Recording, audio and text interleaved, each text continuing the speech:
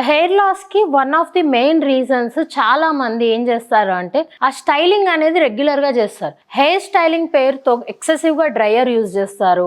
And blow డ్రైస్, స్ట్రెయిట్‌నర్స్, కర్లర్స్ ఇట్లాంటివి చాలా use చేస్తుంటారు. వీటన్నిటికి మనం హీట్ ప్రొటెక్షన్ సీరమ్ వాడి చేస్తూ ఉంటాము. కానీ అయినా కూడా ఆ హీట్ చేసే డ్యామేజ్ చాలా ఇంటెన్సివ్‌గా లోపలికి ఉంటుంది.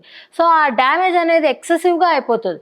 ఎప్పుడో ఒకసారి అకేషనల్‌గా ఏదైనా చిన్న ఫంక్షనో లేకపోతే చిన్న పార్టీ ఉన్నప్పుడు హెయిర్ స్టైలింగ్ చేసుకుంటే పర్లేదు.